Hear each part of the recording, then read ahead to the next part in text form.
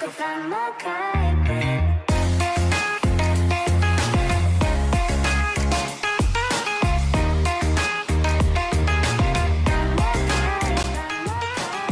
magandang hapon mga kaibigan, to our listeners.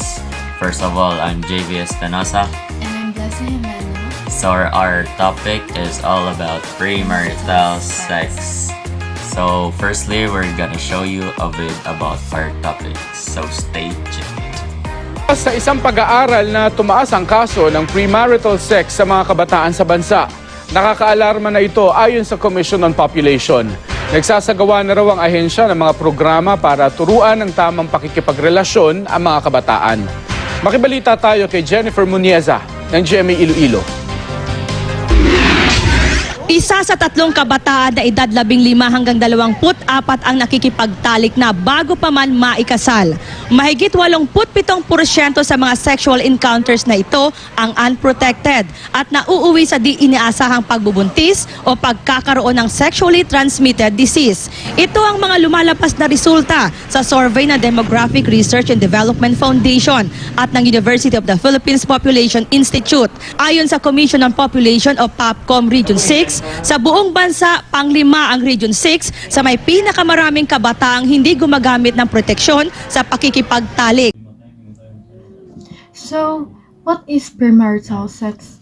The definition of premarital sex can vary across different cultural, religious, and legal contexts due to differing attitudes towards sexual relationships and marriage. Engaging in premarital sex, especially for teenagers, can have negative consequences.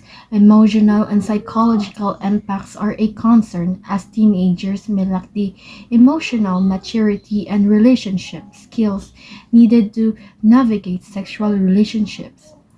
These can lead to feelings of guilt, regret, anxiety, or depression, which can have long-lasting effects on their well-being. There are also physical risks associated with premarital sex, particularly for teenagers with may lack access to sexual health resources and information about contraception and safe sex practices. So, magandang hapon ulit mga kaibigan. Ako nga po si JV Espinosa at ako ay magbibigay dagdag kaalaman tungkol sa premarital sex. Sa modernong panahon, napaka-importante ang pagbibigay respeto sa isa't isang sexualidad at respeto sa sarili upang maiwasan ang maagang pagbubuntis ng mga kabataan. Marami ng kabataan ngayon ang maagang nabuntis dahil hindi gumagamit ng proteksyon sa pakikipagtalik at ito ay nakasisira sa kinabukasan ng kabataan ngayon. Laki ang tulong din ng edukasyon upang maiwasan ang maagang pagbubuntis. Dahil nagbibigay ito kaalaman na kung tama ba ang ginawa niyo o hindi. Napaka-importante talaga ang may respeto sa sarili or sa ibang sexualidad upang maiwasan niyo na masira ang inyong kinabukasan.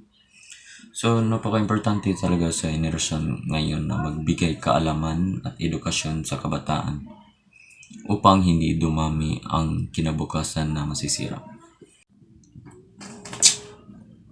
So, I guess that would be all. Thank you for watching, listening.